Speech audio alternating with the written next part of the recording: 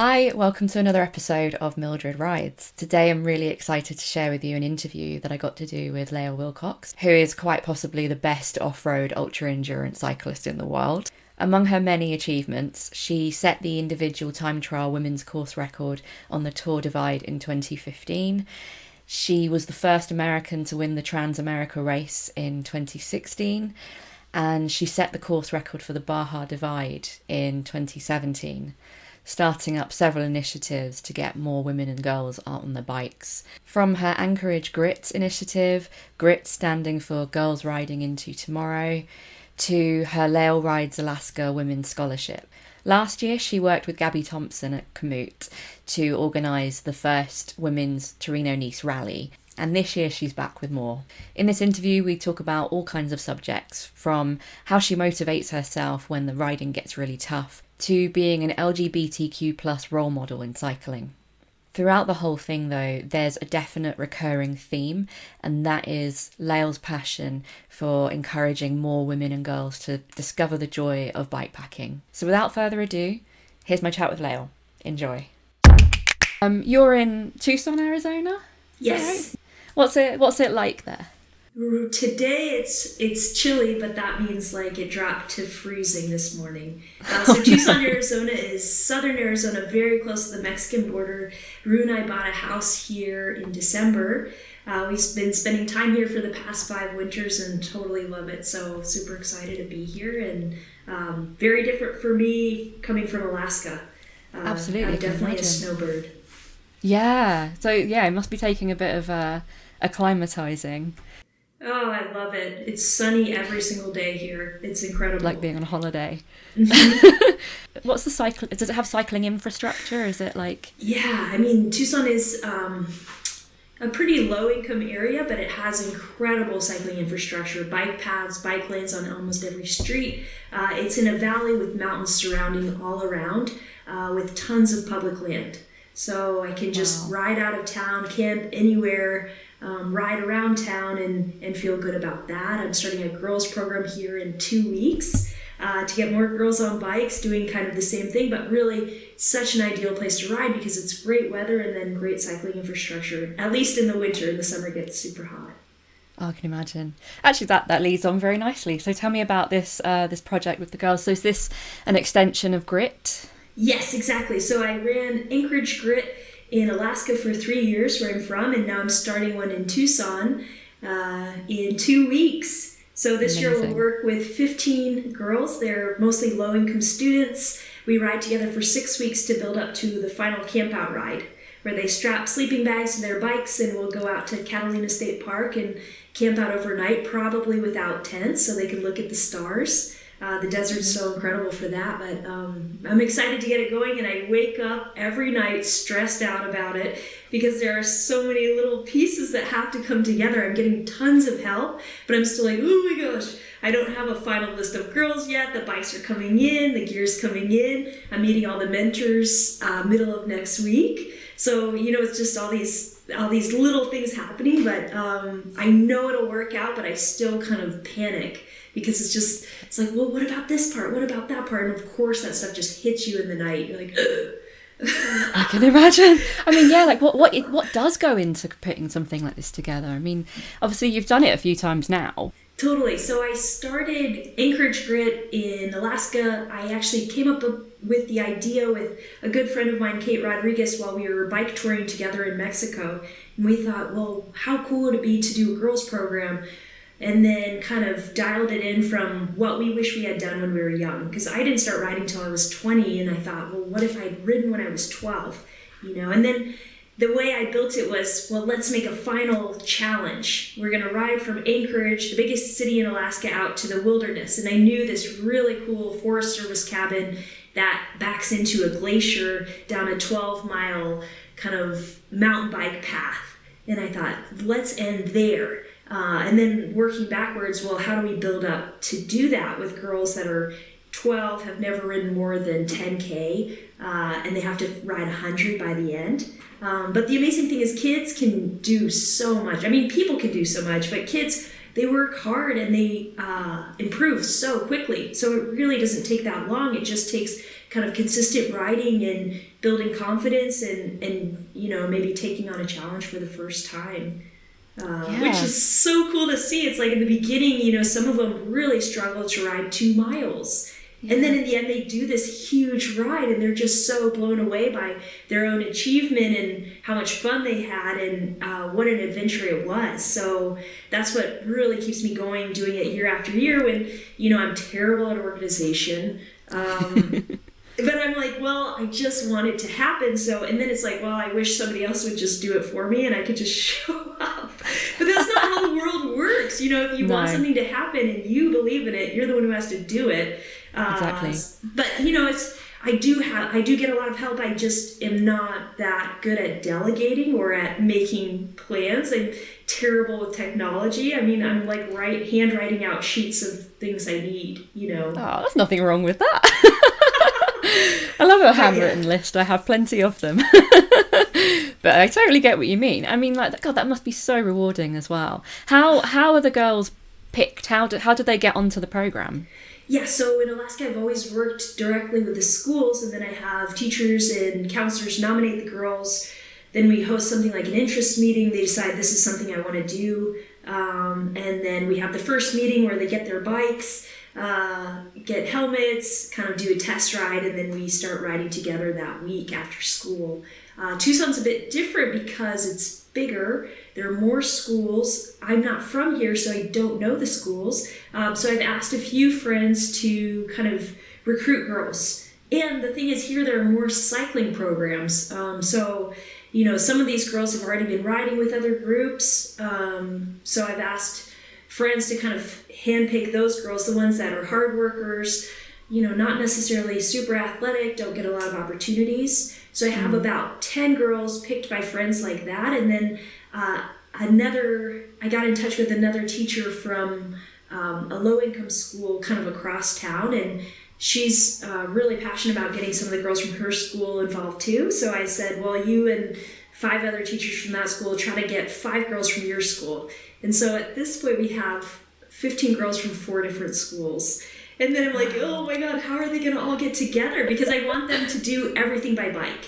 That's like a huge part of it for me, is that they actually ride from school. So then what I think I'm going to do is send out mentors, like 2 or 3 to each school, and then we'll all ride towards each other and then meet up. And that's like one of the best parts, is because then these girls like meet girls from other parts of town that they'd never encounter otherwise, and it's like learn about, what they do. And then just have some fun, mix it up. So it's pretty, like, I'm trying to keep the plan as simple as possible, as far as like all we're going to do is get together and ride, but it's going to be cool to have everybody kind of coming together. Oh, that sounds so incredible. It makes me think, I wish there was something like that when I was growing up. Mm-hmm. They're so lucky to have that. What was it like? I mean, so you got into cycling in your 20s. So did you ever cycle as a child? Like, what were you like as a teenager? Was it just not something that was on your radar? Or? I mean, I learned how to ride a bike when I was little, but then, it's just like around the neighborhood, and then actually I got like 10 speed for my birthday, and then somebody stole it, and then I was like, forget it, I don't need a bike. And then I just rollerblade, and I played soccer and basketball. I loved every sport as a kid, but I never thought of cycling as a sport. I mean, I'm from Alaska. It's like, no, fair enough. There's snow on the ground for 7 months out of the year. It's like if we got to start riding by the end of April, that was a huge deal. And then snow came beginning of October. So it's like, well, there wasn't that big of a window. But it was like, something, that's the cool thing about cycling, is something that almost everyone learns when they're a kid, at least to like pedal, And so it's like, even if they don't do it for like focus on it, they can always come back to it later in life, or they like relate to the idea of it, this feeling of like freedom as a kid. You're like, woo, like you can go faster and farther. So, but I definitely didn't grow up doing it. I got back into it at university to commute to work.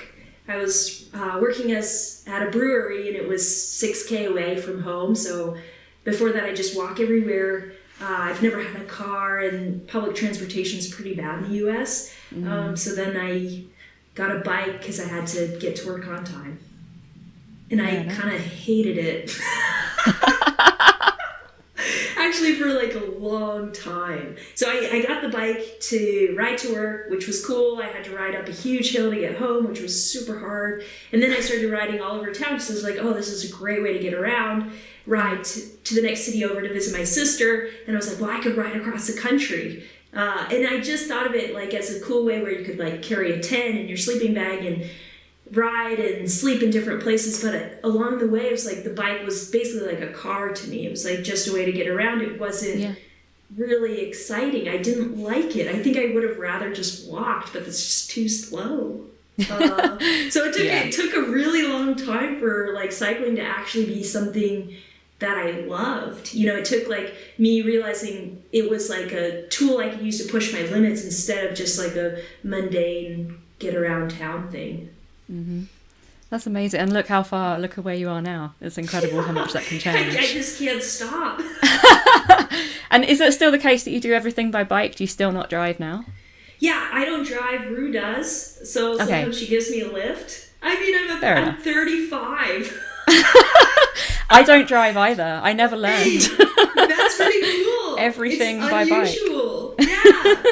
Although having said that, the country I live in is a lot smaller than yours. So it is easier to go to different towns by bike. So, I mean, kudos. Yeah, but the weather's harsh there. I don't know. Yeah, that's a lot harder. Yeah, it's at times, yeah. Well, it wasn't that long ago that you were here. You were riding with the New Forest Off-Road Club not that long ago. And it was ideal weather. Yeah. I don't think it rained. It maybe rained like for half a day for the 10 days we were there. That was amazing. That's really good for here. And it was like October, I think. And wow, it was fantastic. We had so much fun. Great cycling, women's cycling groups in England. It's amazing. It's like an explosion. Yeah, it's been amazing. I mean, New Forest Off-Road Club was the first one that I was aware of. Do you know, I was so gutted. I was supposed to be there that weekend and the trains let me down and I couldn't get there. And I didn't know you were going to be there. And afterwards I was like, no! So gutted. But yeah, no, New Forest Off-Road Club is just an incredible group. Nick, who started it, she's just an absolute like boss. And like so many of them have popped up around the country. My friend Claire and I started one in Bristol. It's just been immense. And I mean, that all kind of ties in with, you know, the whole thing with you saying that, you know, you want to get more women and girls out on bikes. You know, this is your purpose. This is what you want to do. Do you think that things are definitely changing? Have you seen much of a change? I think it is changing, and I think it's changing in like a bigger way than focusing on racing. I think the sport of bikepacking is growing in so much more of a heartfelt way, where it's not just showing up to the start line on your own, being self-supported, but also more women creating events or opportunities to encourage more women to just participate in any way, for it to be social, for it to be fun, for it to be, you know, like not always competition. And that's even better, because that's also how I got into cycling too, is bike touring, you know, and then it's like, well, you do kind of feel lonely out there if you're just doing it on your own and you don't have a community. And now I feel like there's just so much more sharing of, there are communities, there are invitations, you can go to rides, you can meet people, you come up with new ideas, you create kind of more than just your own trip. And that makes it so much more, I guess, inspiring for me. Because it's like, that's the other thing with it. I love racing, but if I do only that, then it starts feeling kind of hollow. You know, it's like the experience, you're riding in a different place, but the experience isn't like rich enough, you know, where it's because you're not sharing it with others, or you don't see the spark in other people where they're like excited to do their own thing, you know. And I feel like that's so much better, because it's like, for me, it's like a support to think about other women riding, you know, and enjoying this, and kind of, because it's also like cycling is such a great outlet for you know, stress, kind of any kind of negative emotions. It's like you kind of come back to a positive feeling when you're out there, even if it's hard. So it's like that's important too, and I'm seeing that grow more, and I'm seeing more people kind of open up because of bikepacking and where it takes them. So I really, really love that. Yeah, that's amazing. And you're leading 2 women specific bikepacking events this year, right? I'm super excited about both of those. So the first one is on the Montañas Vaxias route in Spain, first week of May. The registration went live, I think, on Monday, and it filled up at 50 spots filled up in 30 seconds. Oh my God.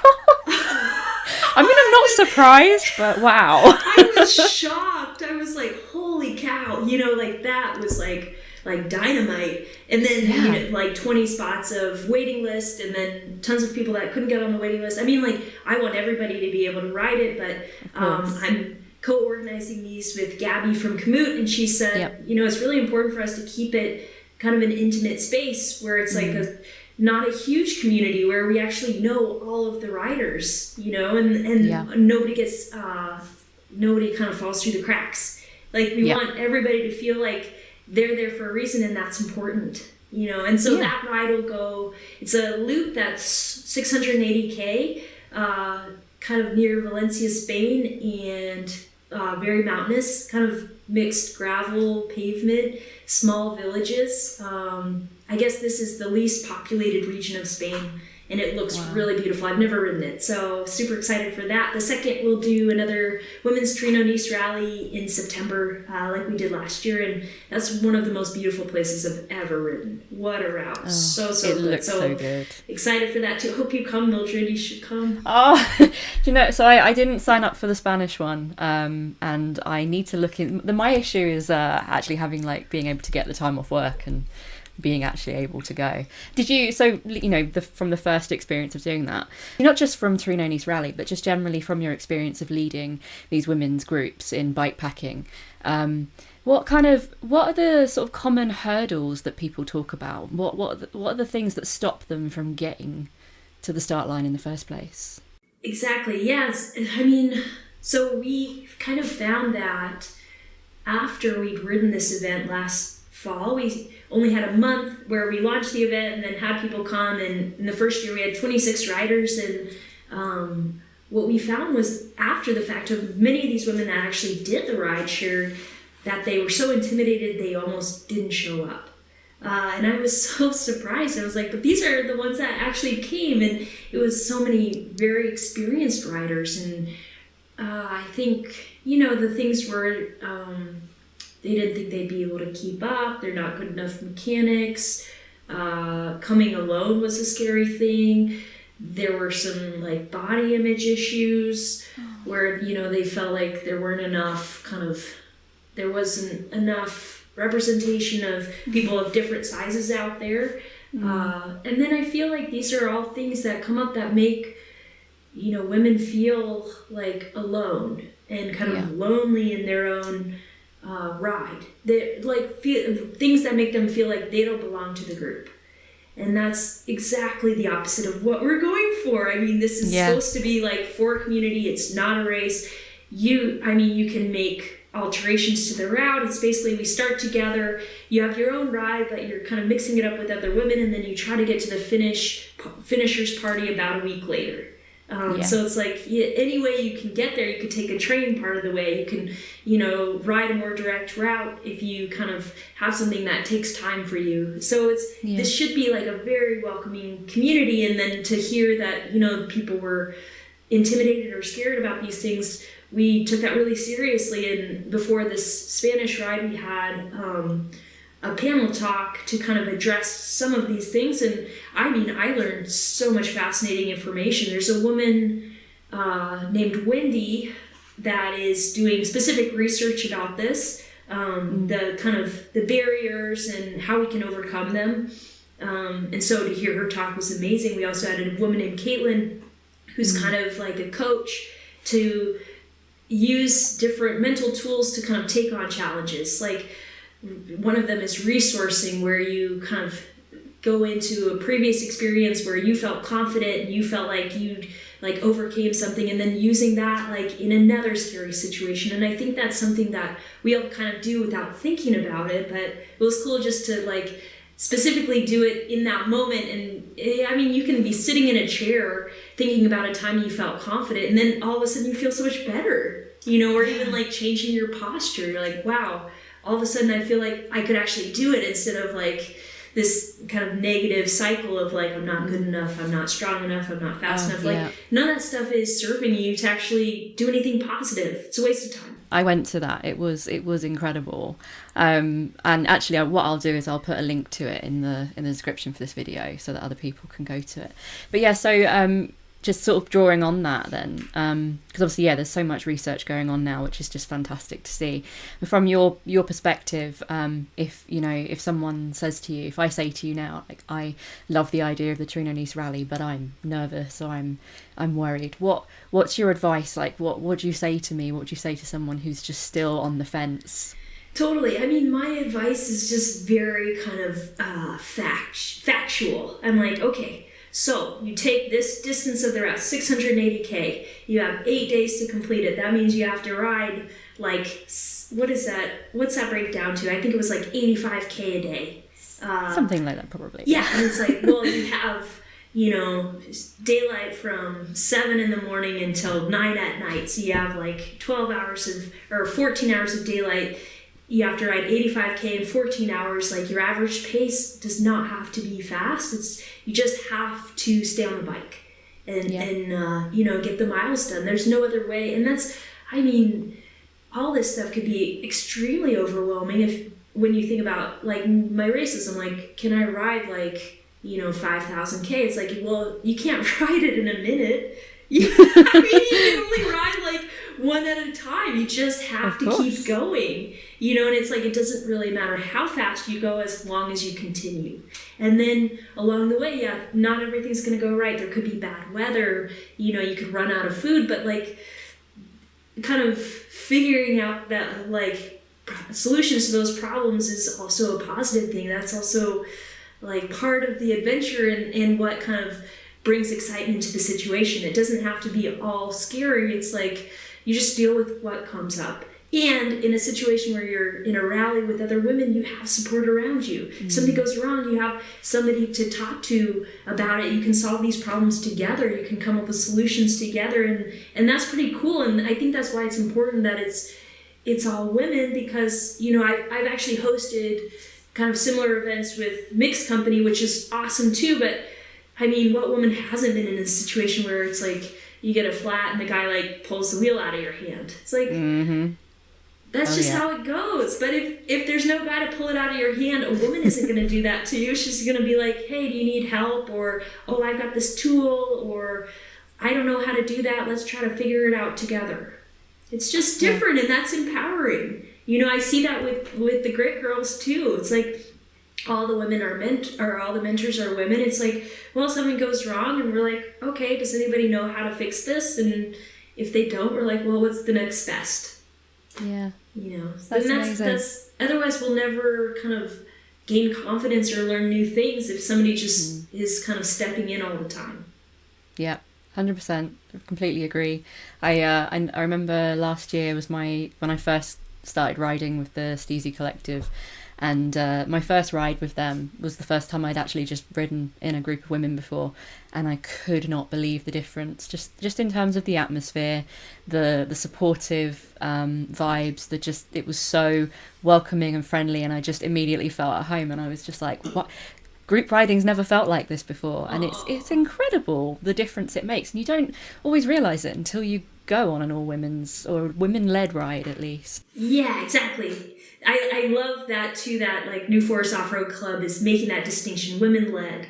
That's brilliant, because there are all these men that we love, and it's like, you don't want to keep them out, but they don't have to be the boss of the ride. Exactly. We're really lucky, actually, with Rooting For You, the group that me and Claire started in Bristol. There's 4 ride leaders now, all women.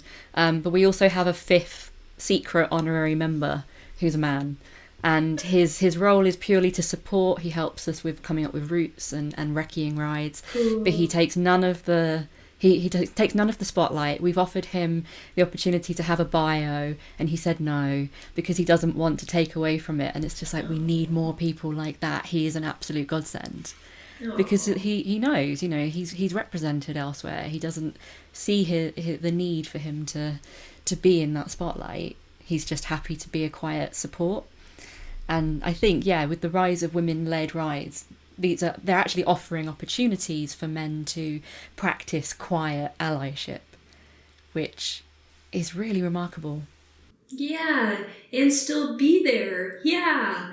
I mean, because that's the thing, is like at some point you're like trying to be inclusive, but then you're like, not you. You know, Yeah. where it's like, well, that's not like a path to the future. It's like, so I love that. Yeah, that's really, really cool. Oh, and you know, this all sort of ties in with what you were saying earlier about, you know, bike packing as opposed to racing, like being more appealing because of the community and the social side of it. It's so important. But it makes me wonder, you know, when you are racing or when you are out solo, what's your kind of inner monologue? What is it that you tell yourself when it gets really hard? How do you kind of motivate yourself through the really tough times? Yeah, I mean, the thing that's funny is like that's actually like me solo racing, like a self-supported race is actually way more of my comfort zone than any of this other stuff. Because I'm like, I'm just on my own. All I have to do is take care of myself and move forward. And like, I feel confident that I can do that. Yeah. You know, it's like the like organizing community events, public speaking, all that stuff like makes my stomach turn. I'm like, no, I can't do that. You wouldn't know it.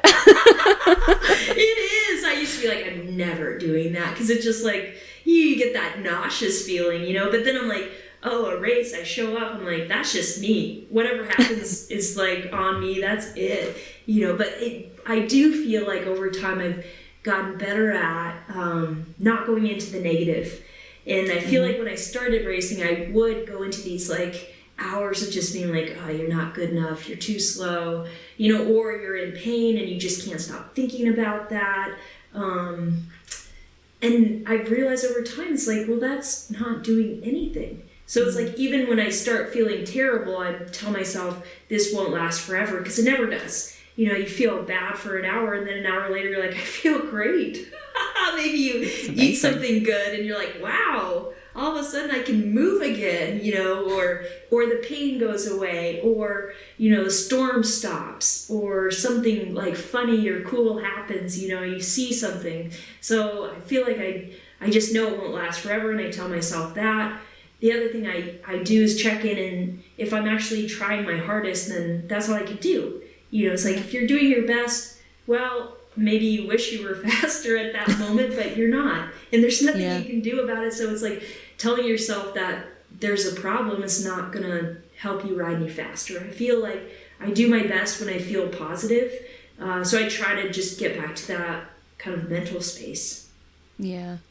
Is there, what about like in terms of practical sort of advice for women who are getting started out with long distance racing, and you know, who haven't quite practiced the art or mastered the art of talking themselves round? Do you have any advice? I mean, that would give? I think, you know, try it in a not competitive setting where the stakes are low. Like, if you want to do this huge ride that you know you'll have to ride through the night, maybe, you know, try that out in advance and see how it was, and see, because also you learn, like, do you have the setup you like, the equipment you like, you know, lights that work, clothing that's comfortable, the right layers, you know, you figure out what you're going to eat along the way. Like, I feel like some of these endurance races are basically just like bike packing, but you just fit 3 or 4 days into one. So it's like, well, you need the same skills, like navigation, you know, how to pack, what you need handy, how to find food and water. Like, those are all kind of like life skills on the bike. And then if you're efficient with all of those, you'll be a good racer, basically. Or you'll be kind of ahead of everybody else that just showed up and thought it was just about riding, because it's not. You're like, there are like so many other elements that go into it, where it's like you have to take care of all your physical needs, and then also try to ride for, you know, 20 hours a day. So I feel like if you can figure out those little pieces that work for you, then you can, that's how I did it. And then I just transitioned that into a race setting. I mean, and it becomes like a very funny game of multitasking. You're like, okay, I'm going to stop, and then I'm going to pee, and then I'm going to change my shirt, and then I'm going to grab a sandwich, and I'm going to put it in this bag, and then I'm going to, put my sunscreen on, and then I'm going to get back on my bike. Because like the fewer times that you stop, the more efficient you are, the less time you waste. So I mean, I get kind of obsessive about this stuff. But it really does make a difference because you're like focused on the time so much. But then it's like, that also is why like I like touring and I like these other events, because it's like you miss out. Otherwise it's like, some person like is like, hey, would you come in and have dinner with my family? And you're like, nope. I have to go ride through the night. And they don't understand why you're doing that. They're like, come on, it's like, it's dark outside and you look terrible. And I'm like, see ya. So then it's like, well, the next time around I want to be touring so I can stop and like have a coffee with some random person, because that's part of like, being there, experiencing their play. So the rallies are great for that because there's no pressure, but then racing, I'm like, I want to see what I can achieve, so I'm not going to stop doing that. So I think it's a good balance. Yeah, but that's such a good point, actually. I think it was a while ago, a couple of years ago, I think, Lee Craigie wrote an article about racing the Silk Road race through Kyrgyzstan, and being really conscious that she couldn't stop and take people up on their hospitality offers because she was racing. And this whole like experience of hospitality that you're missing out on, that's something that's really, I'd not really thought about that for a long time until you mentioned that. Yeah. It's so interesting. Yeah, I mean, so like for Silk Road, Rue and I went there a month in advance to tour it before. Oh, nice. Because it's like, well, you're going to Kyrgyzstan, like, what, are you just going to blow through it? Lee did a similar thing too, because it's like she wanted to experience the place, and it's like, I feel like that's, if I have the time, that's always how I want to do it, because you want to get to know this. I mean, you're riding through magnificent country with like a deep culture, and that's how we learn about places, really, is riding through and spending time. But yeah, to just blow through in a race, it's like you just kind of feel like you're missing the main point. Like the tour is more important. It's like that's when you're like kind of have the time to spend. But then I guess if I get to do both, that's the best. Yeah, true. That means it's lovely that you get to do both. And I mean, it must be amazing to be able to kind of just sort of keep exploring all these different landscapes. Recently you were in Iceland, and the sheer kind of variable landscapes that you're getting to experience.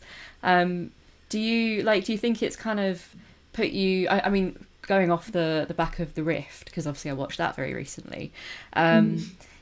Part of that journey was about kind of really sort of understanding how Icelandic people kind of connect with their country and their landscape, and all the renewable sort of resources that they're able to kind of tap into. Like, is it? Do you think, like, as you spend more time cycling across these kind of landscapes, are you becoming more and more conscious of the people's connection to the land? Or, I mean, the thing is, though, it's like there's different levels of sophistication depending on money. It's like a lot of these places, like, the people love their land, but it's like I did a project in Colombia with Conservation International, and it was to make a bikepacking route to follow where they get water. And it's fascinating. I mean, so Bogota's a city of 10 million. Their water source is the Paramos, a cloud forest that's like 50K away from the biggest city. And these plants are like, I mean, they look like they're from outer space. They just have they open up and they capture mist from the air, naturally filter it, and that's the city's drinking water. And you're like, that's incredible. Because they don't have, it's by the equator, they don't have glaciers, but they get water through vapor. And that's enough water, clean water, for a city of 10 billion. But the problem is, like, this land is super threatened because people need to make a living, they need to feed themselves. So they're like, growing potatoes. And then it's like, you can't get this habitat back once it's gone. So they're like, well, what if you guys came in and made a bikepacking route that encouraged more people to have a connection to their land, locals and also international riders, to like show how like important this landscape is, and then actually ride through it and see it. And I'm like, what a brilliant idea, but then, then you think about all the other like problems there possibly are too. So on this route, there's like a 100K stretch that went through an old kind of these old communist guerrilla strongholds. And so that whole region that's very close to the capital was like basically off limits to everyone because it wasn't safe. And so there are these 2 small villages there that are now finally opening up, and they're desperate to have tourists come, but then people are like, well, it's not safe there.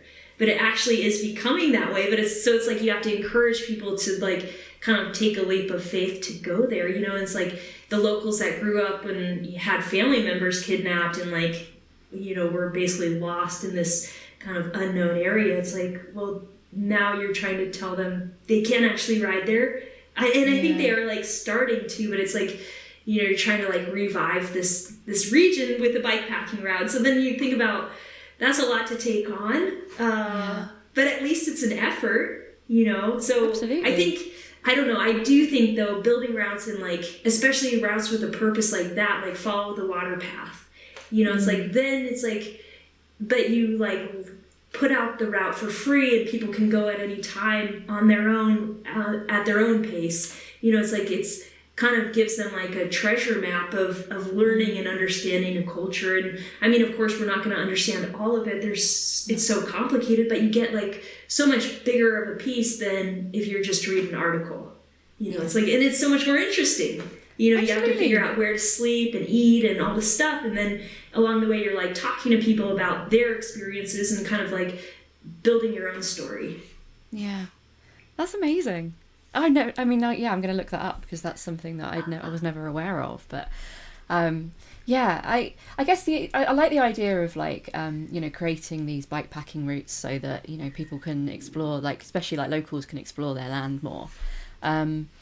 What do you think of I suppose, you're sort of saying, there's other kind of problems that arise from that. And I suppose one of the key things at the moment would be the amount of air travel that international riders would obviously be heading that way. Like, what do you think about? Totally. It must be quite tricky, I suppose, obviously in your position as well. You're basically like a professional bikepacker. And so you're having to... Right. Exactly. And it's like, I do get criticized for flying. I do try to ride to the start of races, and I, try to do as much of it by bike as I can. But, it's like going from North America to Europe. You could take a boat. Anyway. Yeah. Which would be a cool experience, but then it's like, it's a big time commitment too. And then it's like, and then the other thing is, it's like, I want to fit in as much as I can throughout the year because I'm so kind of like amazed with all these things happening, and then people invite me to come, and it's like I want to help and be part of their thing, but it's like then to get from one to the next, it's very hard to do without flying. And I feel like it's more important for me right now to kind of collaborate and spend time in these places, ride through, see them for myself, care about that, than to sit at home. Yeah. But it's definitely a compromise. And I do appreciate like how much effort, especially it seems people in the UK are taking to not fly. Well, I think it is easier for us because we can just get a ferry to the continent. So, it is a very different story, isn't it? You can't even really get from one side of the US to the other without either flying or driving for a long time. I think as someone from the UK, and I've been to the US multiple times, but I cannot get my head around how big it is.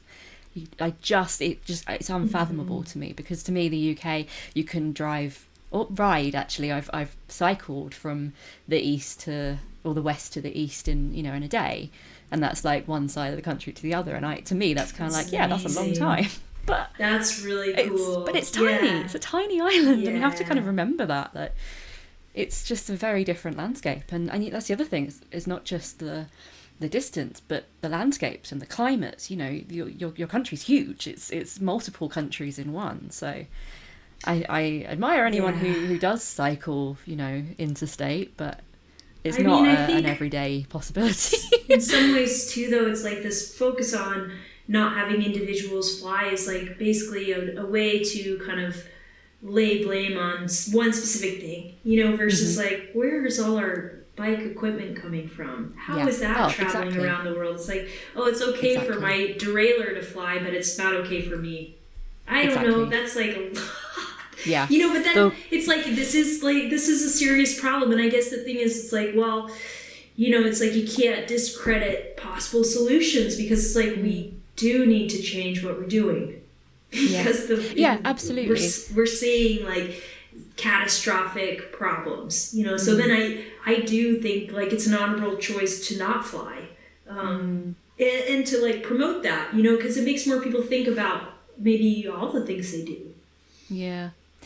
It's a really good point, actually. I mean, it's better because the cycling industry has so much waste in terms of components and packaging and things being shipped all over the world. Most of the stuff's coming from the Far East.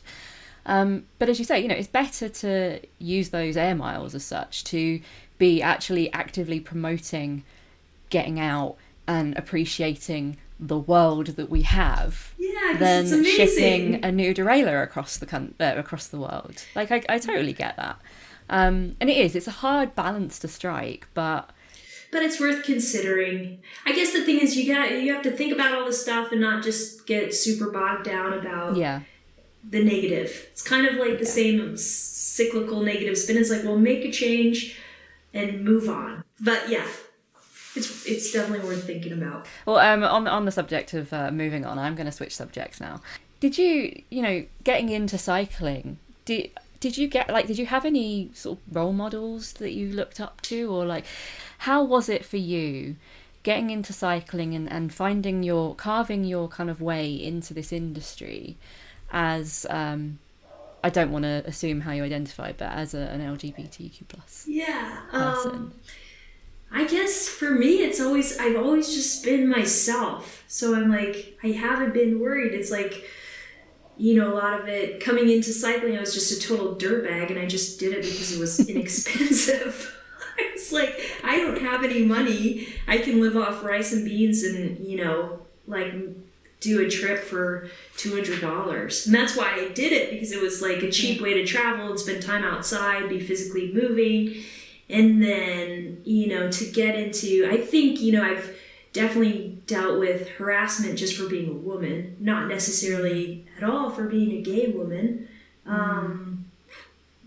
which has showed up, and I've been blindsided in very odd ways. And I actually, like, over time, like, it's, about my now wife, Rue, taking photos of me and how that discredits my results, and all these other things popping up, which I've spent so much time thinking about. And ultimately, I think it just goes down to sexism, because like dozens and dozens of guys can have their own photo and video crews and nobody says anything about them. So even at the same races that I'm at. So it's like, well, that's a pretty obvious comparison of what's going on there. But it did take me a long time to kind of come to that conclusion, because I take criticism very seriously, where I'm like, well, I should think about that because I might be doing something wrong, and there's maybe some way I can change or, improve, and those are positive things. But as far as being gay, I think that I haven't been treated poorly because of that. Just for being a woman. Yeah. I think also it's just like, I'm so in love with Rue she's made my life so much better, and I think people can see that, so it's been fine and good, and I'm just amazed of all we get to do together. It's just been incredible. So that's been good. I have gotten messages though where people are, other gay people are just so, like, they're just so happy that I'm out and happy and sharing my story, and it makes them feel like a little bit more support, which is great, because I want people to feel that on every level. However they identify, I want them to feel good about themselves, and that's the main idea. Yeah, and it all comes down to representation, and so I guess if there wasn't really anyone that you were aware of, back in the day, but how does it feel to be that person for other people? Good. Actually, I do now have a role model, or I look up to Billie Jean King. She's the best. I just listened to her autobiography, All In, and I was just so fired up. Just like, this woman is so amazing. And she was, she